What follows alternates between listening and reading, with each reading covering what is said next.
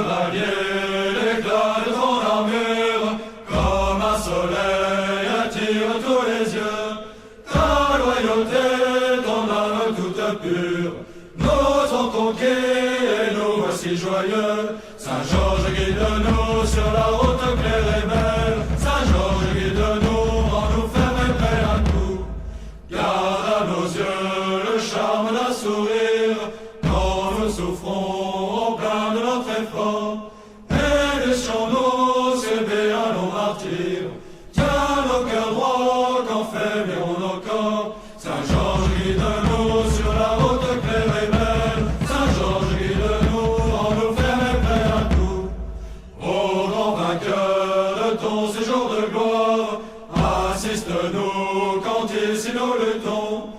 Conduis nos pas aux routes de victoire. Jusqu'à la mort, s'il faut, nous te suivrons. Saint-Georges guide-nous sur la route claire et belle. Saint-Georges guide-nous en nous ferme prêt à tout. A todos que agora me escutam, uma belíssima noite. Nesse programa eu pretendo fazer uma breve leitura de e-mails. E para ser honesto, não será tão breve assim. Eu selecionei 7 e-mails e foram muitos enviados, sobre muitos temas, desde treino físico até história e filosofia. Mas eu procurei nesse programa manter a linha dos programas que eu tinha feito anteriormente. Ou seja, focando mais na linha histórica e prática. Então, se no primeiro programa eu falei sobre grandes homens e sua origem de cada um deles e como elas coincidem, indo desde contos que vão formando o imaginário da pessoa, do homem, e levando tão a sério esses contos como realidade, eles criaram seu futuro se baseando totalmente nesses outros homens. Hércules, um mito. Aquiles, um mito. Que inspiram Alexandre o Grande, que via eles como seres reais, e assim eles devem ser vistos. Júlio César, que olha para Alexandre não mais como um mito, como um homem real, e a partir dele procura ser o próprio Alexandre o Grande e fazer a sua vida como deve ser feita. Com Napoleão, que olhava para Júlio César, Alexandre o Grande, e assim expandiu o Império Francês. Como eu já disse, nesse caso Napoleão ele faz parte dos homens que, com um grande potencial, fizeram com que todo o seu poder, toda sua potência, se tornassem a decadência do Ocidente. Esse é o caso de Napoleão, de Dom Pedro II, não, Dom Pedro II também, mas em escala muito menor do que Dom Pedro I, porque o primeiro era pai, o segundo era filho. A culpa é muito mais do pai que cria do que o filho que obedece. Então, nesse caso, no segundo episódio eu tratei dos homens que depois de tempos gloriosos e de homens que depois de viverem também tempos gloriosos deixavam toda a degradação correr em seu povo, em suas cortes, em sua casa. Então, como eu já havia dito também, não se trata somente de você chegar e fazer o mal, mas de você ver o mal e não eliminá-lo. Então, Nicolau II da Rússia foi visto como um líder que teve inúmeras chances de pausar a Revolução Russa, de acabá-la na sua raiz, de cortá-la pela raiz, e não fez. A mesma coisa para o rei Luís XVI da França, que inúmeras vezes pôde parar a Revolução, mas não fez. Então, a partir do ponto que você sabe que há homens que vivem em uma tradição e a corrompem, como foi também o caso de Luís XIV, filho de Luís XIII da França, que apesar de seu pai não ser o melhor dos reis, ele conseguiu ser pior ainda. Eu digo apesar porque não era o melhor, mas significava algo minimamente bom dentro de uma grande omissão. Então Luís XIV, por exemplo, na França, tornou a monarquia ridícula, deu à monarquia uma cara que nunca foi de sua natureza. Então aquela imagem que nós temos da monarquia francesa, dos homens de maquiagem e belas perucas brancas, que falam com as moças e alguns usando roupas do sexo oposto, e com etiquetas ridículas. Por exemplo, 1 hora ao acordar, cada nobre coloca uma peça de roupa no teu corpo e se tu não aceitar, vai ser uma ofensa a esse nobre, porque ele crê que colocar uma meia no teu pé é uma grande demonstração de honra da parte dele. Porque ele chega num rei e diz, veja como eu coloco uma meia no teu pé. Veja como eu posso e veja como eu faço bem para ti. Então toda essa imagem ridícula da monarquia europeia vem com Luís XIV. E a partir do momento que você tem uma monarquia degradada, você tem gente que olha e pensa, ok, vou acabar com isso, pois isso é ridículo. Daí surgem os liberais com Dom Pedro I, o que havia também com Napoleão. Quem olha para Napoleão vai simplesmente pensar um homem grandioso, de estética grandiosa. É o homem que olhava para o seu filho e dizia, esse é o romano. É o rei de Roma. Eu sou como Carlos Magno, eu sou como Júlio César, eu sou como Augusto. Mas você sabe que na essência ele não é. E os homens seguem o exemplo de Napoleão e chegam até o Brasil. E depois, no fim do segundo episódio, eu dei um exemplo de como as coisas poderiam vir a ser boas novamente. No sentido de como o homem deve olhar para os antigos e o que eles contam. E como os contos, a literatura, foram feitas não para te distrair numa noite antes de dormir e te fazer pensar, caramba, que bela história, agora eu vou dormir porque eu tô com muito sono, porque eu olhei para um papel e não para uma tela de celular. Como o papel não tem raios UV, você pega no sono mais facilmente. Mas como tu leu a história antes de dormir, tu não vai dar grande significado a ela. Tu vai dormir e pensar, muito legal essa história, mas não tem utilidade prática nenhuma. O que tem a ver um guerreiro entrar dentro de um cavalo, dentro de outro reino e atacar eles por dentro quando eles achavam que era um presente? De nada. Isso não tem em nenhum momento qualquer tipo de relação com a minha vida. Se isso não acontece, eu não vou usar. É uma boa leitura para dormir. Boa noite, até mais. Os modernos vêm assim, mas os antigos não viram. Então, nas fábulas de Êxopo, por exemplo, que eu li no primeiro episódio do escorpião e do sapo, que fala como sobre a natureza do escorpião é picar, e ele pica. Eu dei o exemplo do cachorro que late, do meu cachorro no caso, que late porque a natureza dele é latir, defender o dono. Nós devemos, como os antigos olhavam para as fábulas e aprendiam desde estratégias de guerra até como se comportar na vida adulta. Então tem um conto que eu gosto muito, uma fábula, que... E quando eu digo os grandes homens escutavam, eu falo de Alexandre o Grande e Júlio César. Júlio César porque as fábulas de Êxopo eram lidas na Grécia e Roma era embebida de cultura grega, ok? Então você pode ter certeza que Alexandre o Grande leu e muito provavelmente Júlio César também. Dentre outros grandes homens da história. Como eu já disse, você dá o melhor na tua vida. E alcançar a grandiosidade não se trata de ser um conquistador, mas se trata de você alcançar o que você crê que você deve alcançar. Mas é claro que é muito mais fácil e é muito mais documentado contar histórias de conquistadores. Porque com tantos documentos, com tantos relatos, é muito mais fácil ler a biografia de alguém que foi altamente documentado do que alguém que foi meramente ou parcialmente. Na literatura você tem isso. Pessoas que são mais simples, mas que alcançam o sucesso. E que se não fosse pela literatura, você nunca ouviria falar nelas. Mas eu vou continuar isso mais tarde. Enfim, os antigos olhavam a literatura como algo para se basear e levar a vida. E a fábula que eu queria dizer, que eu gosto muito, é sobre os lobos e as ovelhas com seus cachorros. Então a matilha de lobos chegava nas ovelhas, só que sempre tinham cachorros para espantar os lobos. Então eles tinham que ir embora.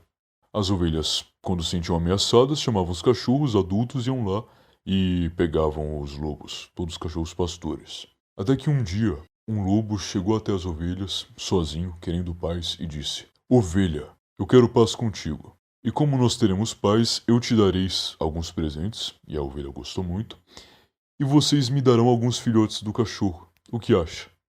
A ovelha achou fantástico. Aí eu vou dar um belo filhote pro lobo e ele vai me dar presentes. O que eu tenho a perder com isso? Então, Eles aceitaram a troca, a ovelha ficou feliz com os presentes e o cachorro foi embora com os lobos. Só que cachorro, infelizmente, tem data de validade. E quando você vende o filho do cachorro, não tem mais cachorro ali para substituir ele. E as ovelhas ficaram sem cachorro, porque eles morreram. E os lobos não só voltaram para atacar as ovelhas, como levavam cachorros treinados pelos lobos para atacar elas com mais efetividade. As ovelhas morreram todas e os lobos venceram a guerra dos lobos e ovelhas. Levando isso ao mundo real, ao mundo prático, você pode, por exemplo, pensar: se teu inimigo tem algo que torna ele mais forte, que te repele dali, depois de um tempo de paz, de uma paz fingida, você pode chegar nele, ter relações, e se não tirar o que é bom dele e levar para o seu lado, você pode entender isso desde poetas, porque sempre foi dito, os poetas fazem a cultura de um povo. Você pode tirar alguns intelectuais, ótimos guerreiros e soldados, você pode tirar de lá uma família e tornar essa família fiel a ti, políticos, etc. E depois tomar esse povo com mais efetividade, porque ele vai estar fraco dessa vez. Então tem outras fábulas que contam, como eu já disse, estratégias ainda melhores, mas que isso vai ser contado para uma criança, ela vai crescer ouvindo isso, e ela vai saber quando ela pode estar sendo enganada, ela sabe como ela tem que ser virtuosa, como ela deve ser boa e não enganar, mas ela também vai saber como derrotar o inimigo. Porque você ser bom nada tem a ver com você ser fraco diante do inimigo. E você deixar com que ele cresça e não atacá-lo porque se eu atacar eu sou ruim. Às vezes atacar é bom, às vezes atacar é ruim, às vezes atacar é fantástico e outras vezes atacar é imprudente. Enfim, chegamos agora à leitura de e-mails. Como eu havia dito, eu selecionei 8 e-mails mais ou menos, porque mandaram muitos, mas muitos e-mails, e eu não tinha como ler todos eles, porque iam desde e-mails de treino até e-mails de história, filosofia, alguns maiores, alguns mais curtos, muitas indicações de podcasts e livros, etc. E como eram e-mails parecidos, não faz sentido nenhum eu colocar, por exemplo, 3 e-mails sobre indicação, eu vou indicar 3 vezes o mesmo livro ou não vou ler pelo menos boa parte desses e-mails que me enviaram. Então o que eu vou fazer? Vou colocar um e-mail sobre determinado tema, vou dissertar acerca disso e nos próximos episódios, se houver algum e-mail parecido, mas com algum pormenor diferente, algum detalhe que vá ter alguma resposta diferente, aí eu dou a ele a atenção que eu devo dar, de maneira particular. Alguns eu não vou ler, porque simplesmente não colaboram muito no conteúdo da gravação. Não porque eles não são bons o suficiente, mas porque são ruins. Só que grande maioria é bom, então lerei boa parte deles ao longo dos episódios de leituras de e-mails. Vamos lá, primeiro e-mail do Eric. Qual é a música que toca na abertura e fechamento do programa? É Fier Chevalier. É uma canção medieval para São Jorge, militar, e é francesa, por isso que eu não sei se eu pronunciei corretamente. Porém, é uma canção que, depois de muito procurar, porque eu não sabia o que eu colocava, porque eu sabia muito bem o que eu queria, mas não exatamente qual canção poderia passar essa postura de algo que deve ser feito e algo que deve ser feito com propósito. Então a tradução da letra, vou tentar traduzir direto do francês com os cognatos e o pouquíssimo que eu sei, é: valoroso cavaleiro, o raio de sua armadura como um sol atrai todos os olhos. Sua lealdade e sua alma pura nos cativaram e nos são prazerosas. São Jorge nos guie pela via bela. São Jorge nos guie, nos faça mais forte e nos prepare para tudo. Mantenha o charme no sorriso de nossos olhos quando nós estivermos sofrendo na altura de nossa batalha, e nós deveremos sofrer um longo martírio, e segure nossos corações quando acordarmos. nos guie pela estrada bela. Na verdade, não é só a estrada bela, mas passa bem o sentido que deve passar. Então eu olhei e pensei, ok, eu tenho uma canção para São Jorge, que é um santo que eu gosto muito, que eu tenho grande admiração, com uma história que me traz grande admiração, e passa exatamente o foco do programa. É algo que deve ser feito, mas não por acaso. Vou dizer algumas coisas práticas. Sim, direi, mas de um teor mais elevado. Algo que eu gostaria de ouvir e algo que eu gostaria que vocês ouvissem, antes de tudo. Porque, vou ser bem honesto, tem gente que diz, eu gravo isso para mim. Eu gravo para mim, em partes. 90% do que eu faço aqui realmente para os ouvintes. E nessa canção eu sei, tenho certeza, que quando eu escuto, antes de fazer o programa, eu lembro do porquê eu faço e o que eu devo falar aqui. E por conta disso, em nenhum momento eu perco o foco do que deve ser tocado.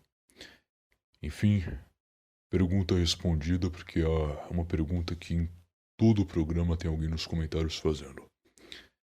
Fiat Chevalier, uma canção medieval de São Jorge. Segundo e-mail. Vamos lá. Olá, Luiz. Também divulgo Fogo Solares. Me chamo Guilherme, tenho 21 anos e moro na Bahia. Sei que para alguns pode parecer um pouco louco como um nordestino possa seguir esse meio, mas saibam todos que ouvem que pela Bahia há muitos camaradas que seguem essas filosofias e inclusive são adeptos fervorosos do meio facho. Eu não sou. Mas eu acredito que da Bahia você me escuta. Pois bem, vim perguntar algumas coisas para ti, caro Luiz Fogo Solares. Belíssimo, vamos lá. Primeiro gostaria de saber o porquê decidiu criar esse podcast e qual o objetivo através do mesmo. O meu objetivo, é claro, como eu já havia dito no primeiro episódio, dar instruções práticas, mas com propósito. Eu criei também porque eu sabia que eu deveria fazer isso em algum momento. Então eu nunca tinha ouvido qualquer tipo de conteúdo em português que chegasse nesse teor que eu faço, no sentido de contar uma história e dizer como isso se eleva ao que é celeste, ao que é divino, e fazer com que as pessoas se lembrem que toda a história tem um raio divino por trás, e que as pessoas saibam quando isso aconteceu e quando isso deixou de acontecer. Quando elas vão em algum museu, que elas se lembrem, ok, isso aqui é influência de tal, quando o mundo existia e vivia de tal maneira. Quando a cosmovisão do mundo era outra. Quando eu olhava para o sol nascente, eu não pensava, o sol está nascendo no horizonte e eu não consigo ver da onde o sol nasce, mas eu sei sim que, na verdade, a Terra, como muitos dizem, é redonda e nós estamos girando num universo, num cosmos, no meio do acaso. E que nós estamos agora vivendo um mero acaso, todas as nossas decisões são um acaso, nossa existência é um acaso, e não há nada que nós possamos fazer para acabar com isso. Eu nasci por um acaso e eu vou morrer por um acaso e eu tô bem com isso. Essa visão moderna que leva o homem a viver em uma depressão eterna, numa tristeza eterna. Porque mesmo o homem que diz, não, eu estou bem sabendo que na verdade eu vou morrer e vou virar pó, nós sabemos que ele é imensamente triste. Nós sabemos que se ele pudesse mudar, ele mudaria. E ele fica cada dia mais triste quando afirma isso. O que é diferente da real aceitação. Você sabe que é e acabou. É porque é. É porque deve ser, é porque Deus quis. Mas o homem hoje olha as coisas como um mero acaso. Ele não olha mais para o sol e pensa, nosso Senhor Jesus Cristo possibilitou que o sol nascesse essa manhã e que os raios de sol me desse força para continuar meu dia e para que as plantações crescessem. Existe o verão para que eu possa colher meus frutos e existe o inverno para que os frutos possam descansar.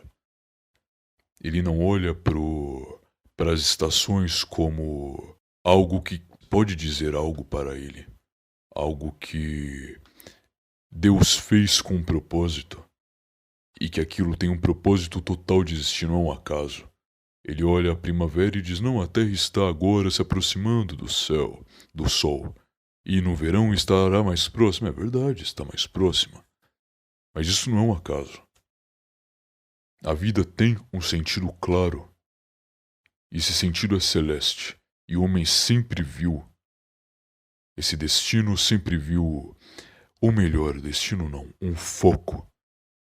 E independente do que você faça, você sempre deve mirar para o que está no alto.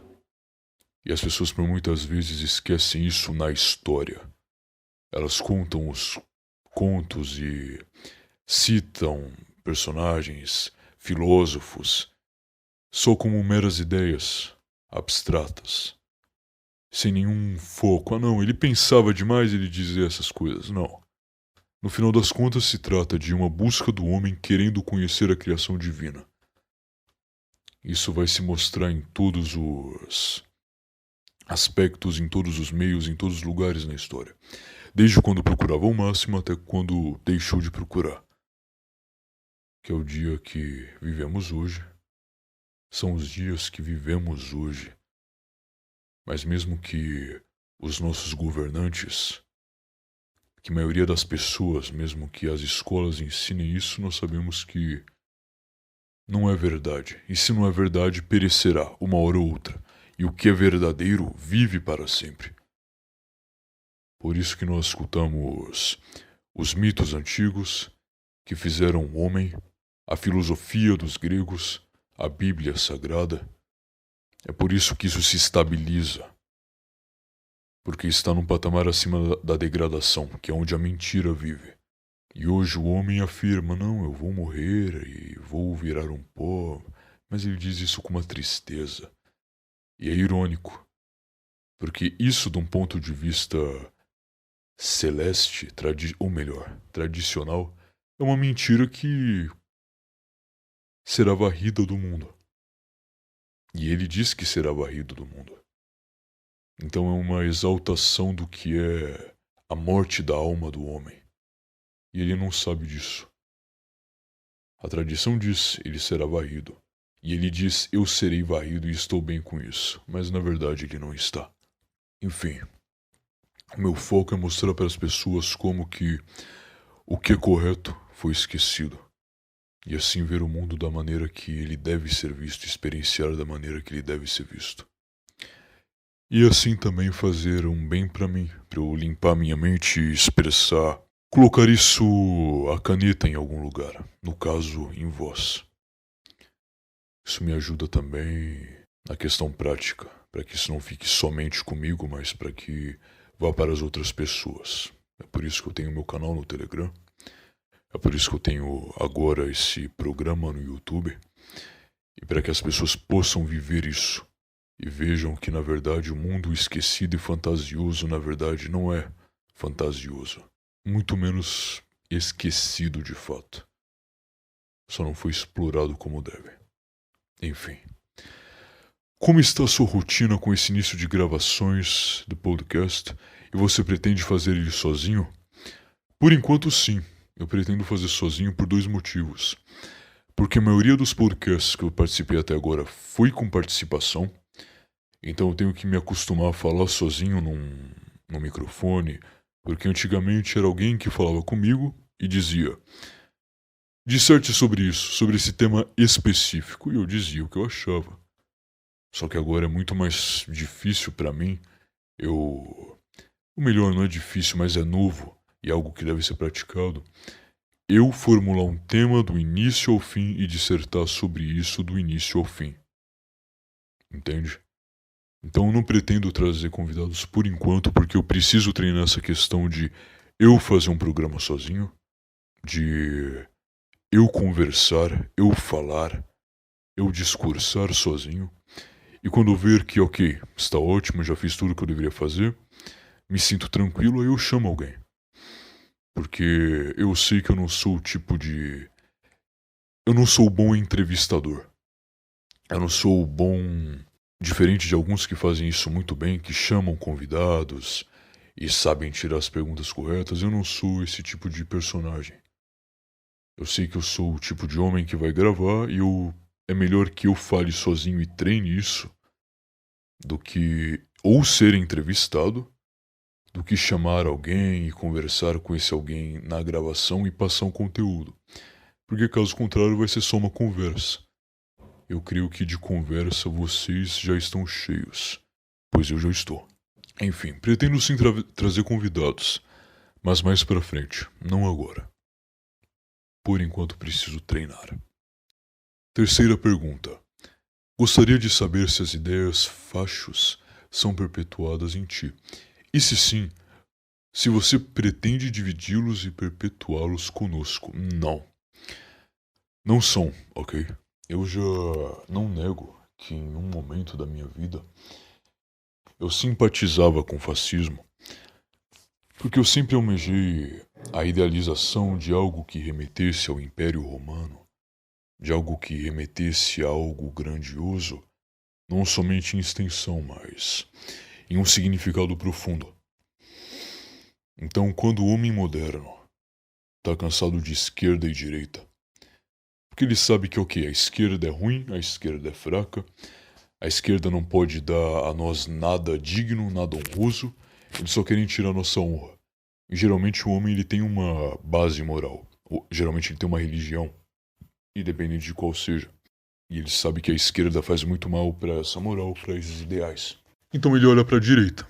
Ele no início começa a estar na direita porque é uma oposição à esquerda, só que no final das contas ele descobre que na direita moderna eles só são contra a esquerda para que você vote neles, mas no final das contas eles vão colocar dinheiro, financiar tudo que acaba com que é tradição de fato. E você não se sente em nenhum lugar. Então o homem olha, primeira posição, segunda posição, esquerda e direita, o que há no meio? O que há entre estes dois que eu não conheço? Ou melhor, o que está fora desse espectro político? Então ele olha para algumas bobeiras sobre anarcocapitalismo, etc., ideologias de internet, até que ele chega no fascismo e ele brilha os olhos com aquilo. Ele pensou que se a esquerda era contra a moral, era contra códigos de conduta pré-estabelecidos por algo muito maior do que nós, algo que veio do céu, não, o fascismo ele faz isso. Ele pensa, veja como Mussolini exaltava tanto certos ideais e a família. Então isso é contra a esquerda, não, mas a direita agora. Ela fala que é contra a esquerda, mas por baixo dos panos, eles financiam tudo que também acaba com nossa tradição. Só que de uma maneira diferente da esquerda. E o fascismo é o contrário, eles detestam os capitalistas, os que só pensam no dinheiro, eles também odeiam os comunistas. Então, que odeiam a Deus e a tudo que há. Então, nesse caso, eu vou para o nacionalismo. Os diversos nacionalismos e fascismos que existem. Cada um com sua particularidade. Então ele migra para essa terceira posição. E por conta disso eu fui atraído também. Qualquer um que almeja algo que é bom e que está fora da direita ou esquerda vai para o fascismo. O meu problema com o fascismo, e não só meu, mas o problema do que é correto e tradicional com o fascismo, é que o fascismo já surge, queira ou não, como fruto de uma corrupção. Então vou dar um exemplo. Vocês devem se lembrar quando no segundo episódio eu estava falando sobre Dom Pedro II e como que ele era um liberal e como ele destituiu a monarquia absolutista em Portugal, derrotou seu irmão Miguel. Então, por exemplo, Miguel, em Portugal, ele era visto como o salvador da tradição católica. Muitos podem dizer sim, a monarquia absolutista é uma degradação da monarquia feudal. Sim, é. Mas entre os liberais e os absolutistas, É muito melhor estar com o absolutista. Porque o liberalismo inspirado, no caso de Dom Pedro e Napoleão, visa acabar também com o que é tradição. E você fica somente com a casca da coroa. E você vai e derrota Dom Miguel. No caso, Dom Pedro I vai e derrota Miguel. E derruba assim o absolutismo. O mínimo de anseio, de respiro, de suspiro que havia da tradição em Portugal. Só que se você parar com os olhos de hoje e olhar para Dom Pedro I e olhar para a monarquia brasileira, você vai pensar: é muito melhor uma monarquia aos estilos do que era antes aqui no Brasil, com Dom Pedro I, Dom Pedro II, etc. Só que eles já são símbolo de uma degradação. Eles já não são reis que mandam como deveriam, apesar que a monarquia parlamentarista no Brasil não foi tão parlamentarista assim, só que o foco é que fosse. Então, por exemplo, Maria II em Portugal, filha de Dom Pedro I, que ele colocou no lugar de Dom Miguel por lá, era vista como uma espécie de revolucionária também.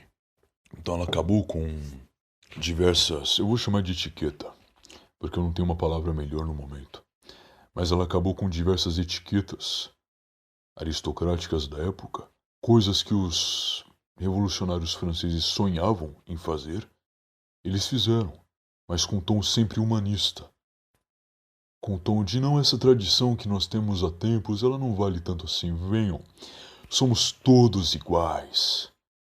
Entende? Então a degradação vem desde essa época. Quando o fascismo surge, ele surge como filho da unificação italiana, do nacionalismo. A ideia nacionalista já existia na Europa. Então vou dar um exemplo da unificação italiana. Quando a Itália foi unida, porque antigamente era dividida no meio, você tinha o reino das duas Sicílias embaixo, você tinha antigamente também, curiosidade, no norte da Itália o reino dos Lombardos, que depois veio a dar origem à parte do Sacro Império Romano Germânico. O sul e o norte da Itália foram unidos, só que pelos nacionalistas italianos. Porém, entre o norte e o sul da Itália, haviam os estados papais, que eram os estados que, se eu não me engano, Carlos Martel, avô de Carlos Magno, havia dado para o Papa.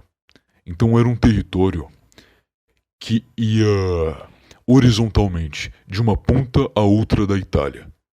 Não verticalmente, não de cima a baixo, mas da esquerda para a direita. Era um reino que cortava a Itália. Eram os estados papais. Todo bom católico sabe que era uma ótima ideia manter os estados papais. Você consegue hoje, como um católico, olhar para o Vaticano e pensar: o Vaticano deve ser extinguido? Não. Nenhum católico diz isso. Não faz sentido nenhum você ser contra a sua própria tradição. Correto? Ok. Na unificação italiana, os estados papais, que era bem grande, se eu não me engano, era maior do que a Bélgica moderna, contemporânea, foi extinguida pelos nacionalistas. Então eles tiraram todo o território papal. Porque eles são filhos de uma revolução. Eles são filhos do iluminismo, são filhos da Revolução Francesa. A tradição não importa, ela não é colocada em primeiro lugar quando você tem o que eles chamavam de pátria italiana que deve ser unificada. Entende? Isso são os fatos. Gostem ou não, foi dividido. Eles tiraram os estados papais do meio da Itália e extinguiram. Não há mais estado papal, que existe desde o Sacro Império Romano Germânico. Agora, levando isso em conta, Mussolini, ele era socialista em sua juventude, é verdade. Muitos dizem: não, ele mudou. Não, tudo bem. Então, suponha que ele mudou, tudo bem. Desconsidere isso. Ele chega na igreja, ou melhor, no Papa, e antes todos os papas, durante a unificação italiana, eram contra o foco de unificação da Itália. Porque a unificação da Itália era contra qualquer tradição, ao ponto de extinguir um Estado santo. Então, os pontífices da igreja eram contra a unificação. E os nacionalistas eram contra qualquer domínio da igreja sobre qualquer estado que fosse. Então Mussolini, muitos anos depois, chega no Papa e diz: eu posso te dar o Vaticano. Então o filho do nacionalismo chega na igreja e diz: ok, eu vou te dar o Vaticano. Não há como o Papa negar, óbvio que ele teve que dar favores em troca. Então eles foram e trocaram esses favores e o Papa ganhou um bairro, que é o país, é o estado do Vaticano, que é do tamanho de uma cidade pequena. É menor do que muita cidade pequena em São Paulo, por exemplo. Todos sabem que o Vaticano é um dos menores países do mundo e não é exatamente um país. É um pequeno estado, é um parque que o Papa tem, um grande parque, é um parque da Disney. Enfim. Só que levando isso em conta, Mussolini nunca foi, de fato, o portador da tradição e levar as coisas como elas deveriam ser feitas. Ele nunca teve em mente a ideia de Deus em primeiro lugar acima de tudo e governar como deve ser feito. Tanto que, por exemplo, ele colocava padres e membros do clero para antes da igreja jurar fidelidade ao Estado fascista. Alguns podem dizer, não, mas o Estado pode ser sacro. Suponha, como foi no caso de outros impérios. Suponha. Ok? Não vou falar disso agora. Tu colocar um padre para fazer uma saudação fascista durante uma missa, quebrando todo o rito que ocorria ali dentro, não fazia de Mussolini, de fato, não fazia o Mussolini um portador da tradição, mas um homem que sabia que estava num país católico e fez com que esse país católico votasse nele.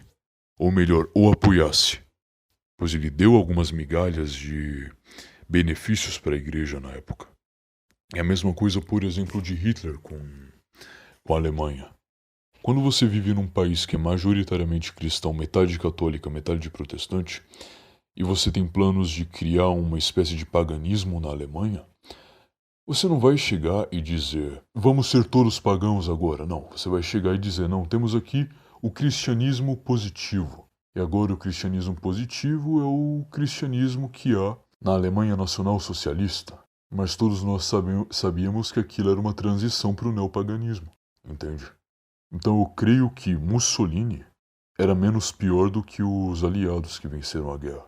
Eu reconheço que mesmo havendo grandes deturpações no regime fascista, e eu estou dizendo dos fascistas, tanto quanto eu digo dos revolucionários franceses, das ideologias que nasceram do iluminismo, e nisso eu incluo também a monarquia parlamentarista, liberal. Então não há como um homem que se diz católico ser fascista ao mesmo tempo.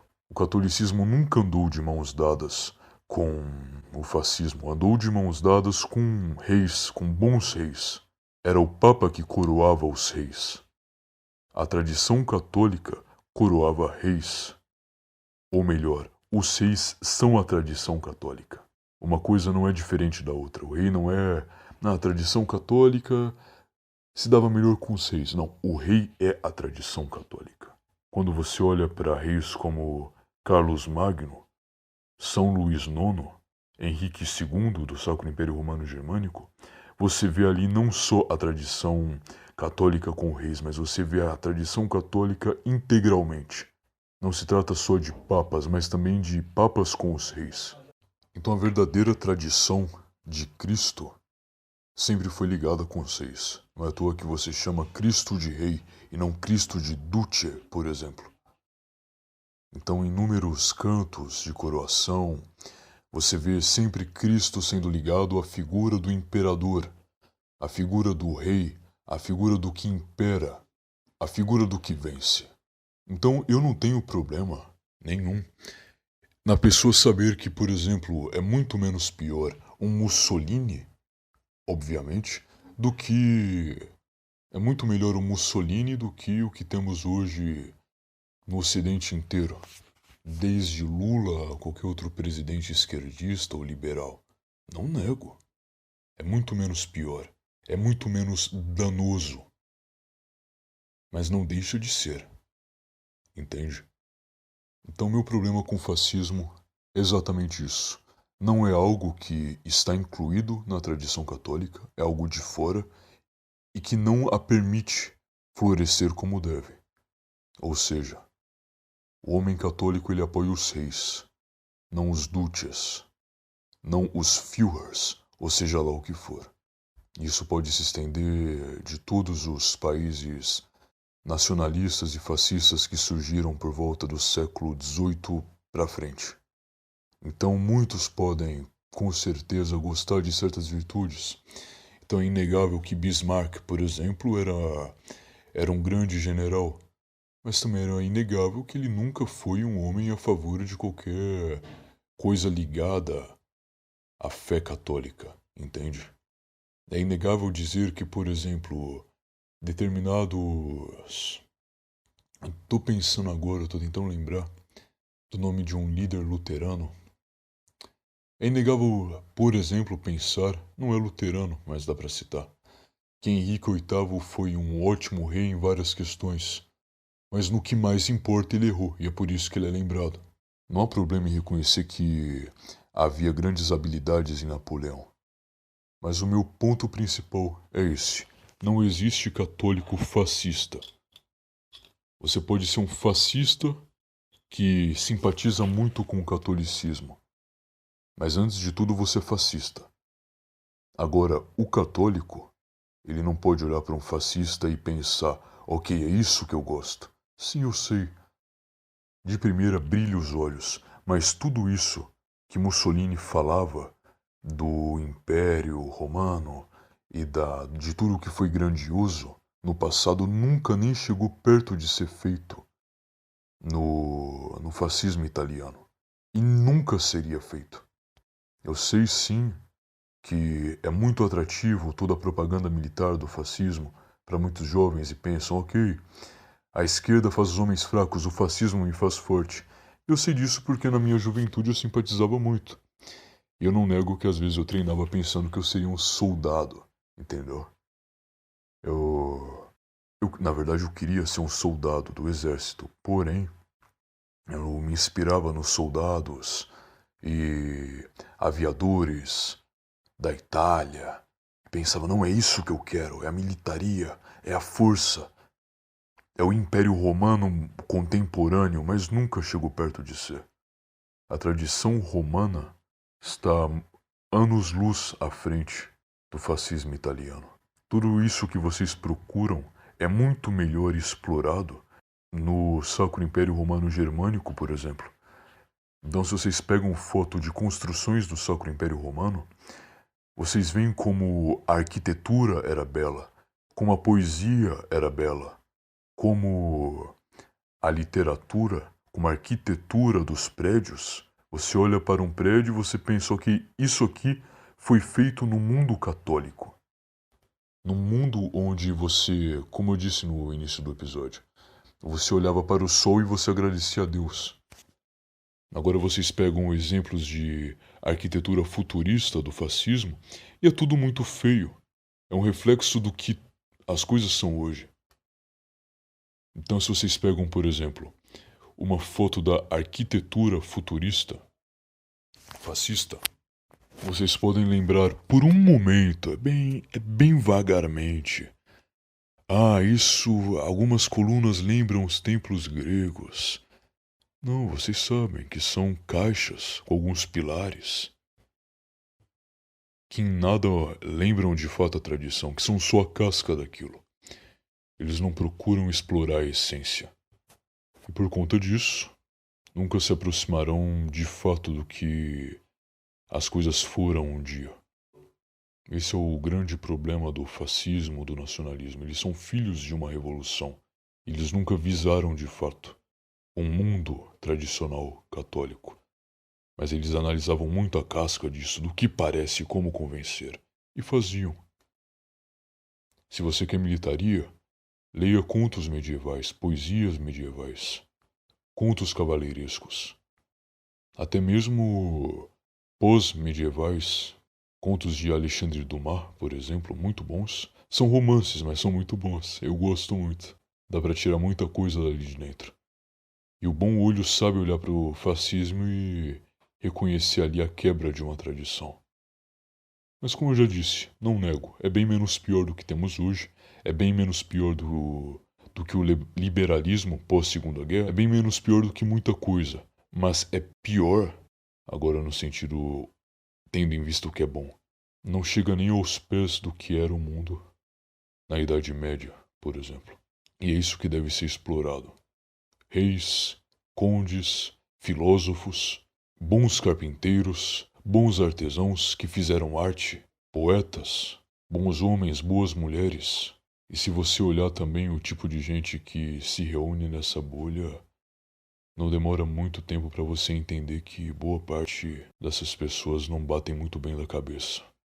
Enfim, finalizando é isso. Não tenho hoje nenhuma ligação com o que é fascista, pois se eu quero viver em uma tradição, se eu me digo católico, não posso me dizer fascista. A coisa muito melhor do que o fascismo, de primeira, pode brilhar os olhos, mas com o tempo você vai saber que isso se trata de uma mentira, mal contada. E que a verdade, no mundo, executada, foi feito muito tempo antes. E que não é nesse espaço que os seus olhos devem ter o foco, mas no que foi feito quando o mundo era de fato católico. Enfim, continuamos. Deixa eu ver aqui. Esse é um bom e-mail também. Olá, Luiz, que Deus te abençoe. Igualmente, meu caro.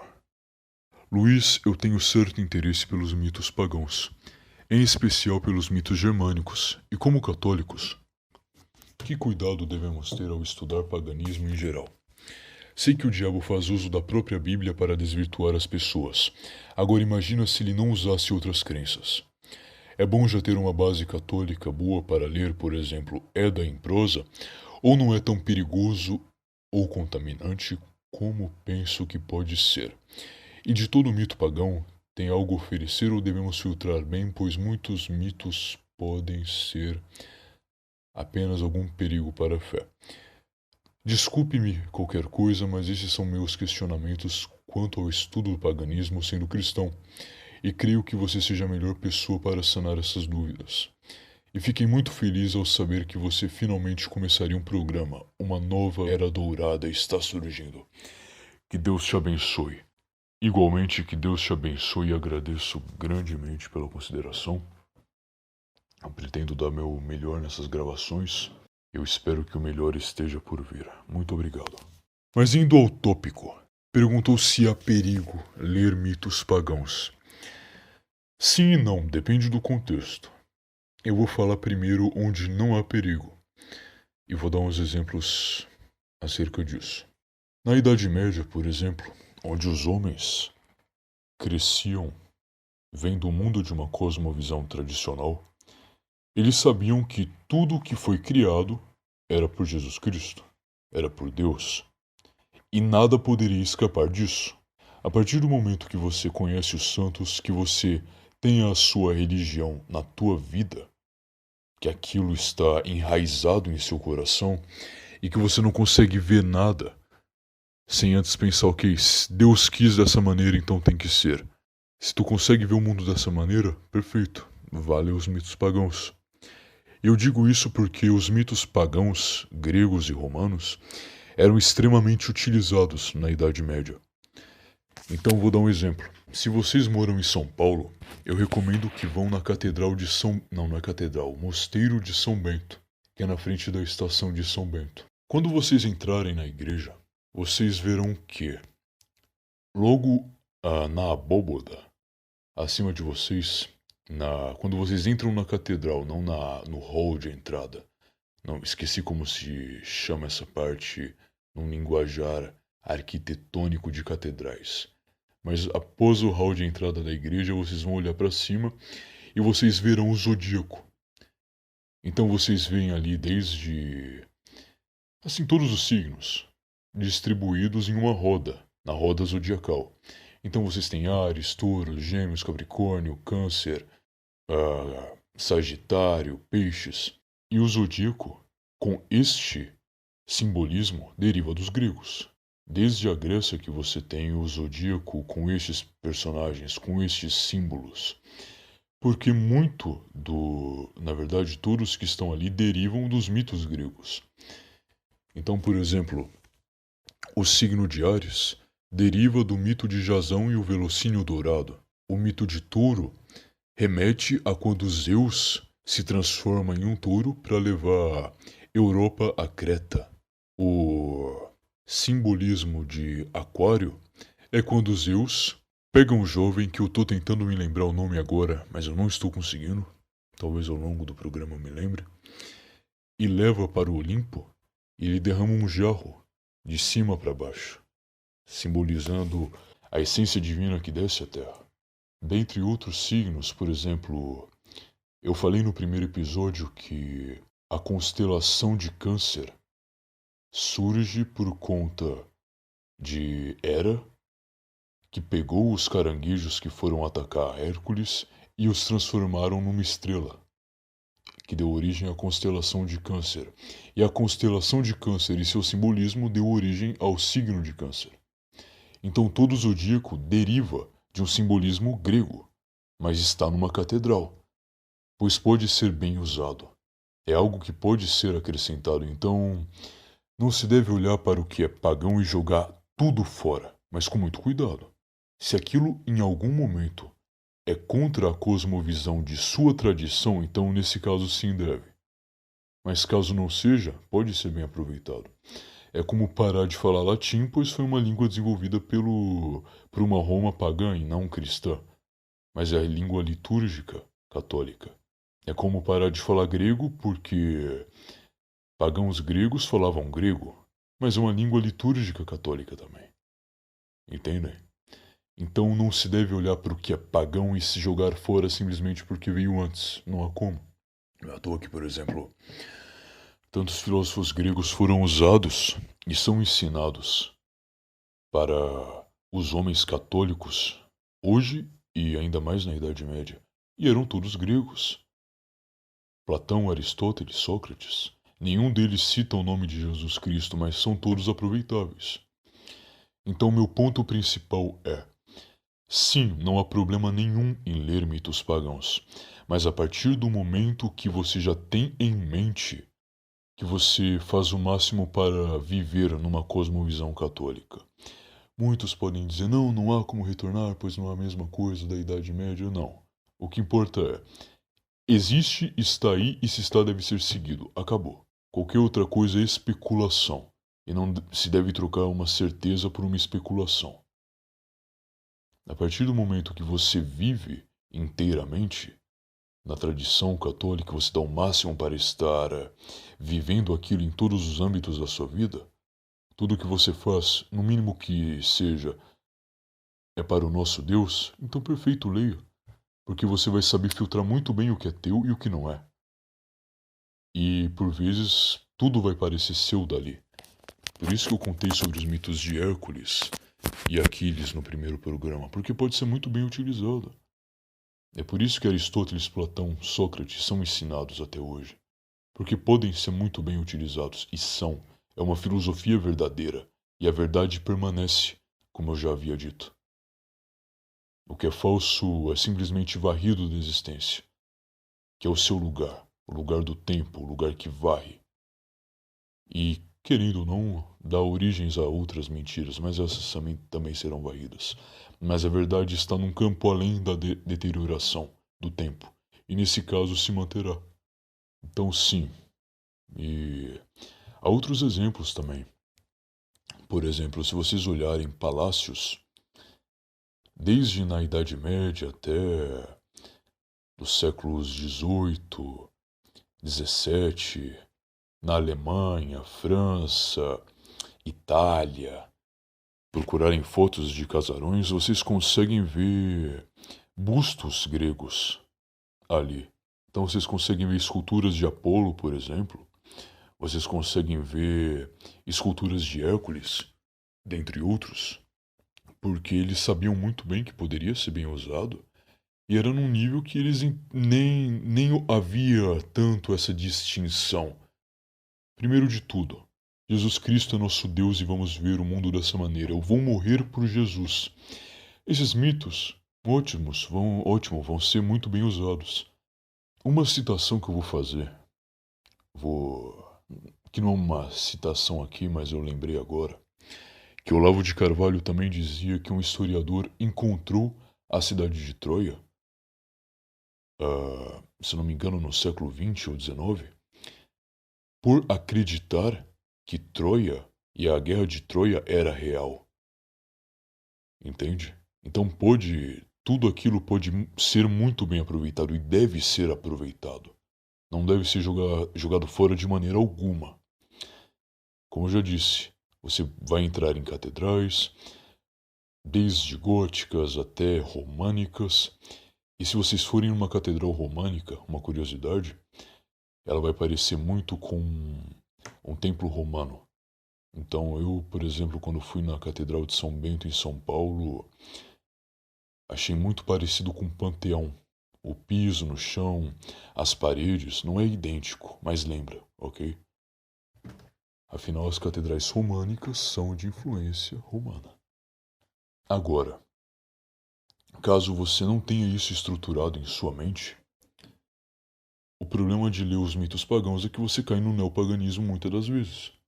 E a partir desse caso, você vai estar vivendo em um contexto que te afasta de tudo que é luz. Você vai viver em um contexto do qual, de fato, agora você está em algo que não é mais como foi antes e que, como o nosso Deus ensina, não é verdadeiro. Ou melhor ainda, também, nossa tradição ensina não é verdadeiro, ok? Então, a partir do momento em que tu tens noção que sua vida está totalmente estruturada para aquilo, não há problema algum. Não só não há problema algum, como deve ser feito. É o que faz parte da cultura do Ocidente. Querendo ou não, o Ocidente é feito do catolicismo, ou melhor, a cultura ocidental tem sua base no catolicismo, que junta com Roma e Grécia também, e vai até Israel, e com isso não estou citando os judeus, nada tem a ver uma coisa com a outra, mas carrega os elementos romanos e gregos. Então, óbvio que deve-se considerar o Velho Testamento, entende? Quando Jesus ainda não havia nascido e nós consideramos. Por que não considerar também e dar valor cultural aos mitos gregos e romanos? Eles devem ser considerados pois são a base da cultura ocidental, ok? Então eu creio que eu expressei bem o que eu queria dizer. Caso você esteja estruturado, faça e deve. Caso não, aí se estruture primeiro, tenha um chão e a partir disso você consegue montar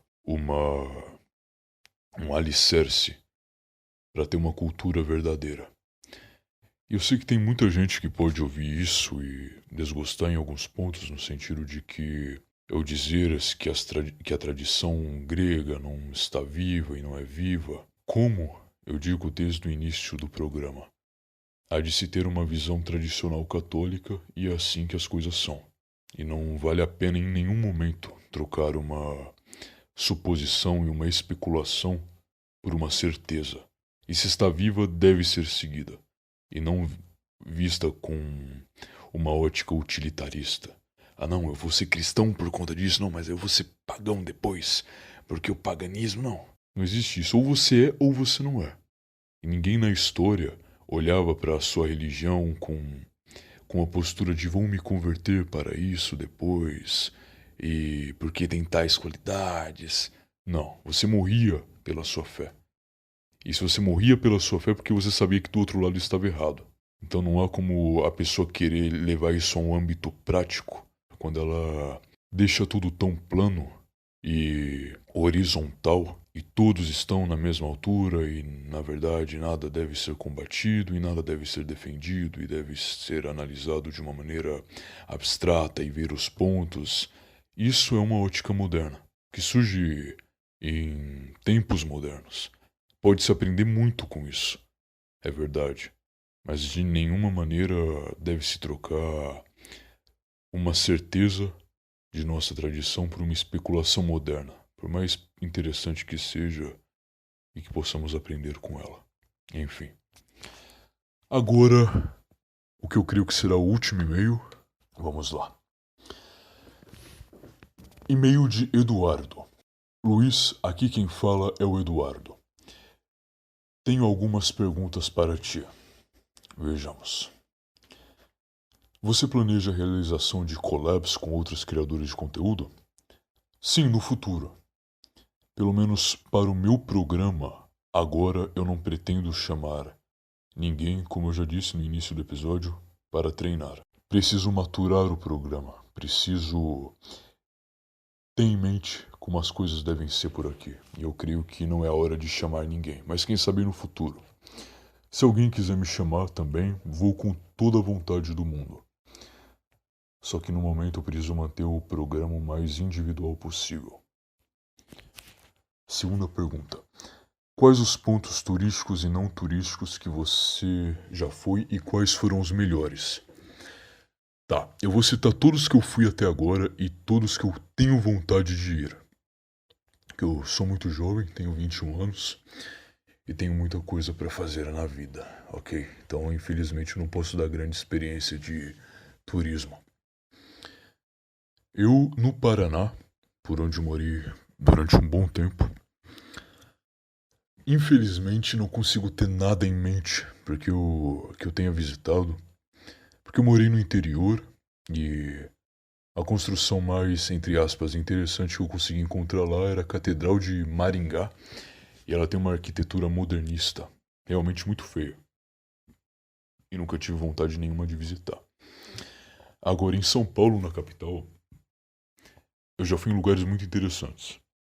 O primeiro deles é a Catedral da Sé.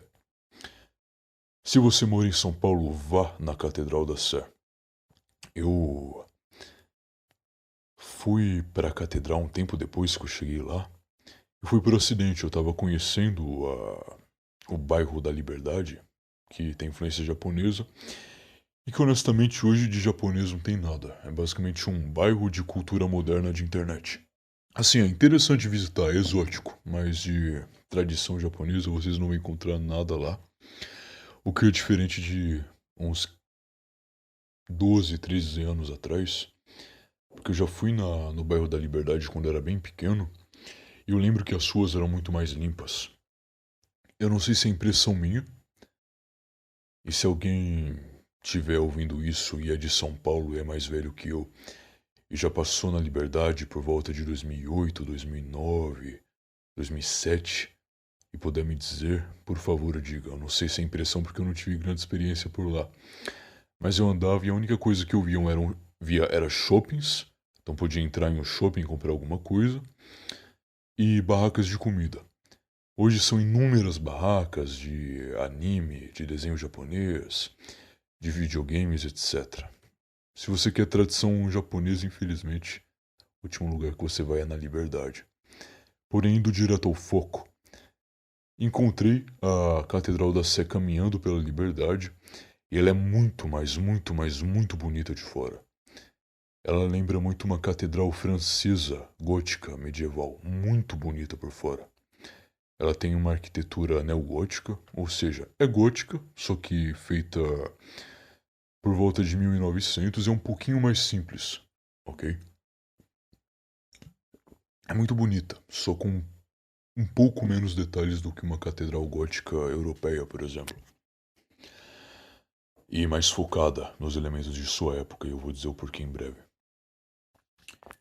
E quando você entra na catedral, ela além de muito grande, é uma bela catedral gótica, mas por dentro ela não foge de nenhum grande padrão. É uma catedral gótica comum.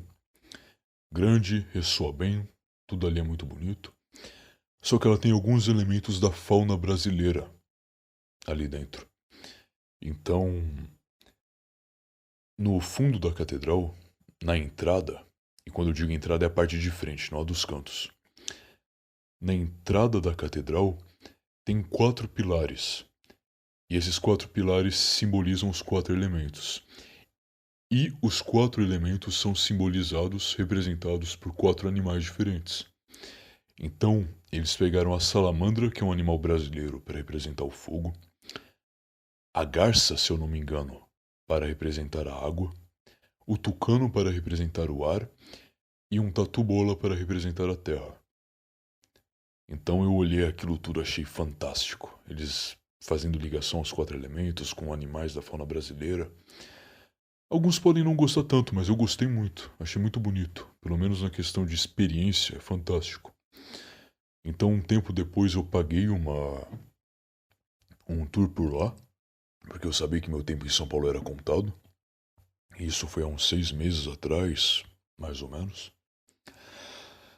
E o tour foi de dentro da cripta da catedral, que tem diversas figuras históricas ali, tem diversos padres, bispos, um índio, que foi o primeiro índio de São Paulo a se converter ao catolicismo e converter sua tribo inteira ali dentro. E depois do tour dentro da cripta, que também tem outras coisas fantásticas, como a reprodução dos pregos que pregaram os pulsos de Jesus na cruz, uma moeda romana autêntica da época de Cristo, dentre outras coisas muito interessantes.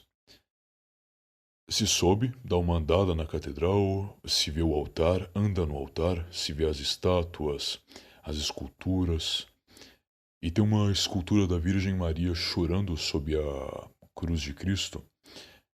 E o que o instrutor, ou melhor, o guia da viagem não, do tour disse, é que o escultor colocou a Virgem Maria sem rosto, porque ele não saberia representar a Mãe de Deus perdendo seu filho.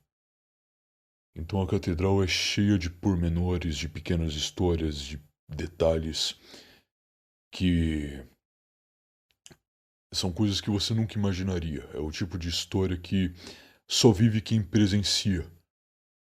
Então é assim sempre em qualquer lugar histórico. Você pode saber que aquilo é uma catedral construída em 1900, mas outra coisa é conhecer os pequenos detalhes, as histórias que ocorreram lá dentro, as pessoas que ficaram tanto tempo na catedral e foram enterradas lá. Um artista que não esculpiu o rosto da Virgem Maria, pois não sabia como esculpir a Mãe de Deus perdendo o seu filho, que é Deus. Então te torna mais próximo da catedral em um nível íntimo de experiência. Você se sente como alguém que viveu lá por muito tempo. E depois de ver o altar, se sobe para as torres. E nas torres você vê tijolo por tijolo ali dentro. Há gárgulas quando você chega no topo da catedral. E as gárgulas têm também rostos animais da fauna brasileira, que são o morcego e o javali, que são animais que podem representar o que é ruim nesse sentido. Ou seja, existe o mal fora da catedral, mas quando você entra, há só santos. Quando você está fora da catedral e olha para ela, podem haver seres demoníacos, mas eles se afastam e estão em estado de furor. Estão agitados, pois eles sabem que dentro da catedral há a luz. Então você vê a escultura do morcego e do javali na parte de dentro. Eu achei fantástico. E é isso que eu me lembro de primeiro na Catedral da Sé, mas você vai andar pelas torres também. O preço que se paga pelo tour, se eu não me engano, são R$80. É um pouco caro, mas vale muito a pena. É o tipo de passeio que junta um dinheiro, espera um final de semana e procura pegar o tour da manhã. Porque como é longo, você pode passar mais ou menos umas 3 horas, 4 horas ali vendo as coisas. E como a catedral é o centro da cidade e muita gente mora longe do centro, pode acabar prejudicando um pouco o tempo de você voltar para casa. Mas eu realmente recomendo que juntem os R$80 e façam o tour na catedral. Assistam a missa da manhã e vão direto para o tour. Vale muito a pena, ok? O segundo local é o Mosteiro de São Bento, que eu já citei. Como eu disse, é muito bonito. Lembra um templo romano em toda a sua arquitetura. Tem símbolos diversos ali dentro, é tudo muito bem construído, tudo muito bem feito, tudo muito bem detalhado. Inscrições em latim, também é de arquitetura neorromânica, só que como o que é românico vem antes da arquitetura gótica, então você vê elementos que você sabe que é um cristianismo mais antigo, e você se sente como um romano antes do cristianismo tomar domínio total na Europa, como foi na era medieval da época das catedrais góticas. Então você se sente quase que um cristão romano. É muito bonito mesmo. Eu gosto muito, recomendo que visitem. E caso vocês possam entrar, pelo menos para olhar a entrada do Colégio de São Bento, vocês vão ver que tem figuras do zodíaco também nas paredes. Não pintados, mas esculpidos. Então tem todos os signos e mitos nas paredes. São 12 no total e há todos. Realmente muito bonito, muito interessante. Eu já consegui subir na universidade também de São Bento. Muito bonito.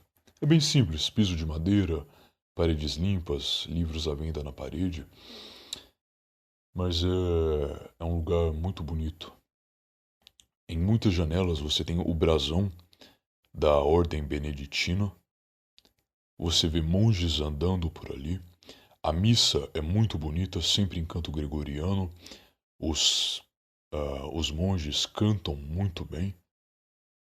E a missa, alguns não gostam da missa nova, mas ela é muito bem feita, muito bem executada. E em São Paulo era de longe o lugar que eu mais gostava de ir para ver missa, nesse estilo de missa nova. Muito bonito, muito legal. Realmente recomendo que vão. Mais algum lugar em São Paulo que eu possa pensar? Ok, tem o pátio do colégio, que eu já passei por fora. É legal porque Dom Pedro I ficou hospedado por lá, nas suas visitas em São Paulo. Eu não consegui entrar, mas eu dei uma andada pelas ruas, que eu cheguei lá e estava fechado.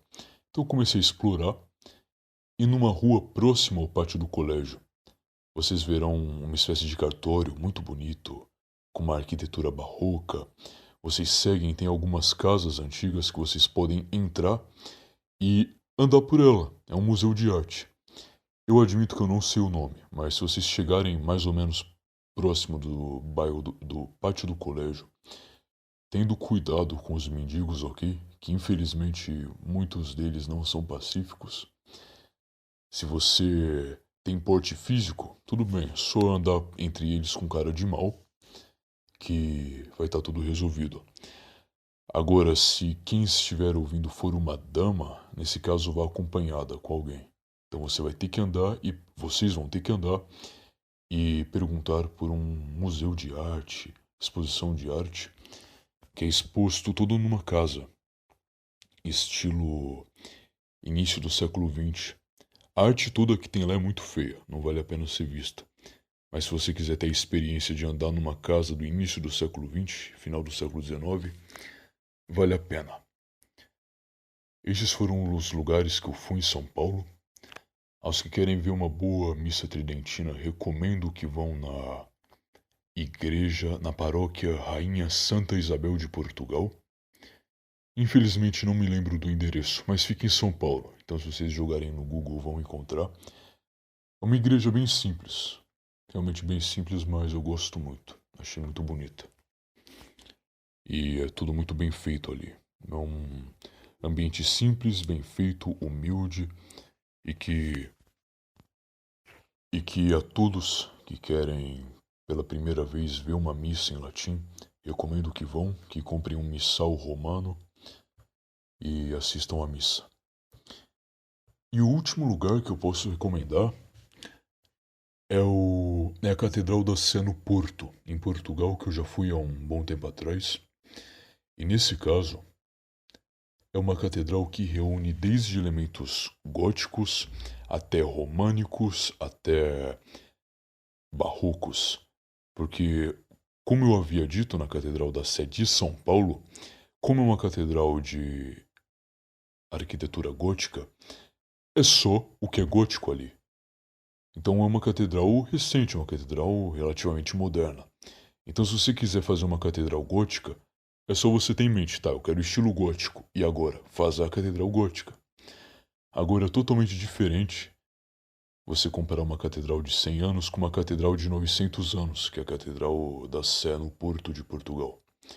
Então nesse caso, é uma catedral que foi construída mais ou menos no ano de 1200, e ela pega desde fortes influências góticas primitivas, que ele é o meio termo entre o românico, que é mais redondo e mais quadrado também, onde os arcos são todos quadrados, e ao mesmo tempo você vê também forte influência gótica, agora radiante do apogeu. Então você tem os meios círculos, bem pontudos, todos muito bem feitos, todos muito bem conservados pela época, uma catedral antiquíssima. E você tem também elementos barrocos. Então você tem aquela, como posso dizer, aquele exagero de ornamentos e anjos e enfeites, coisa que você nunca vai achar numa catedral gótica ou românica, só nas barrocas. Então nesse caso você vai ver os anjinhos, as flores, demasiados enfeites. Muita gente gosta, eu acho bonito, mas não é meu estilo arquitetônico preferido. Eu gosto muito mais do gótico e do românico. E você consegue ver uma história inteira de um reino, de um povo, de uma tradição naquela catedral. Então, para onde você olha, você vê história. Você olha para o teto, você vê os tempos de catedral romana. Então, você olha para baixo, você vê o tempo de catedral gótica. Você olha para o meio, você vê ornamentos barrocos, todos muito bonitos. E bem na frente da catedral, se não me falha a memória, tem uma placa dizendo que um bispo, do qual não me lembro o nome, havia rezado uma missa para Dom Afonso Henriques, que é o fundador do Reino de Portugal. Então é um lugar cheio de história, e essa missa foi rezada com cruzados nórdicos. Então é um lugar cheio de história, é história onde ela foi feita, um lugar onde presenciou e não somente idealiza. Porque muitas vezes numa catedral, por exemplo em São Paulo, pode-se idealizar muito a história que pode ser feita ou relembrar dos feitos. Agora é muito diferente de você estar numa catedral onde as coisas foram feitas. Então tem um ar totalmente diferente. No futuro, agora, eu pretendo ir para a Catedral de Aachen, na Alemanha, que foi a capital do Sacro Império Romano Germânico, a catedral que guarda o túmulo de Carlos Magno. Pretendo ir também para as catedrais espanholas da época de Habsburgo, etc., onde a Espanha tinha em sua coroa Habsburgo, porque foi o auge da Idade Média espanhola. Aliás, após a Idade Média, dentre outras.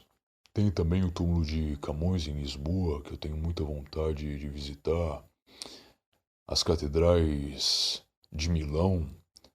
Quero muito também ir no Vaticano, dentre outros lugares que eu creio que eu não preciso citar, pois são tão idealizados que você já tem em mente de onde devem ser. Quero também ir na Catedral de Notre-Dame, na França.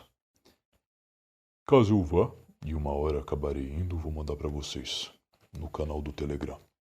Enfim, nessa questão de ir em lugares e fazer turismo, eu creio que é algo importante, como eu tinha dito no último episódio, para que vocês vivam além de idealizar. É muito bom ter em mente o que deve ser feito, mas é melhor ainda ir e viver.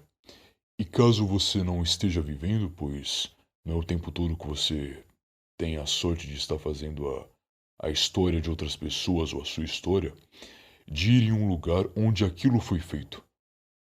E de ver os feitos do passado, algo que foi capaz de manter em pé, algo que te deu a estrutura da sua cultura hoje, da sua fé, da sua civilização, de tudo que você almeja que um dia seja melhor do que foi, tem outro ar do homem que idealiza. Não, você está onde aquilo foi feito.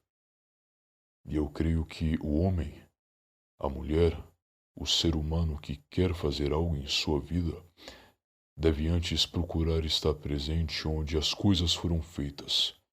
Seja por um avô, visitar a casa de seus bisavós, visitar a casa de algum antepassado, que o ouvinte tem algum tipo de estima, conhecer onde que seus antepassados trabalhavam e desde esse básico de conhecer a sua família, a sua história, o seu propósito, onde, por exemplo, saber que a sua família em algum estado do Brasil, ou seja lá onde for, aos portugueses, que eu sei que alguns me escutam, alguns em número considerável me escutam, visitar alguma vila e ver ali onde que seu avô morou, ir em algum prédio político, algum teatro onde seu avô atuou, onde seu avô trabalhou com determinado fulano, ou onde seu ancestral também talvez tenha tido algum papel em política importante, você vai lá conhecer, para conhecer a ti mesmo e para onde você deve ir. Eu sei que é clichê dizer que é importante conhecer a história para saber qual o seu futuro, para onde devemos ir. É clichê, mas é verdade. Se você não sabe o que foi feito no passado, como você vai dar continuidade a esse plano agora no futuro? E lembrar que você não é somente um ser avulso no universo, mas um homem que vai dar continuidade a algo que seu pai, sua mãe, seus avós deram início, entende? Então, considero grandemente a questão do turismo. Visitem o máximo de lugares que vocês puderem. São Paulo já disse, Catedral da Sé, São Bento, Pátio do Colégio e arredores. Rio de Janeiro, Museu Imperial e Catedral de Pedro de Alcântara, que eu gostaria muito de ter ido. Talvez um dia eu vá, porque eu tinha muita vontade de ver a coroa imperial brasileira, o museu, e ver todos os documentos, tudo o que indicava, todos os pertences das pessoas que fizeram a história do Brasil e todas as pessoas que fizeram também a história de Portugal, da Europa e do Ocidente. Enfim, recomendo que façam isso. E dou agora o fim à leitura de e-mails. Agradeço a todos que enviaram todo tipo de leitura para que eu fizesse. Foram muitos enviados. Eu li 3 ou 4 e um ainda foi pela metade porque está ficando muito longo e eu admito que já estou perdendo o foco. E eu vou continuar lendo nos próximos episódios. Minha pretensão é fazer leitura de e-mails a cada 5 ou 4 episódios, para que eu dê algum tema e vocês me enviem alguma pergunta ou alguma pergunta, questionamento ou algo que vocês queiram falar também a outros ouvintes, alguma experiência. Enfim, boa noite a todos, agradeço a todos pela presença, fiquem com Deus, nos vemos em breve. Fier chevalier, l'éclat de ton armure, comme un soleil attire tous les yeux. Ta loyauté, ton âme toute pure, nous ont conquis et nous voici joyeux. Saint-Georges guide-nous sur la route claire et belle. Saint-Georges guide-nous, rends-nous fermes et prêts à tout. Garde à nos yeux le charme d'un sourire, quand nous souffrons au plein de notre effort.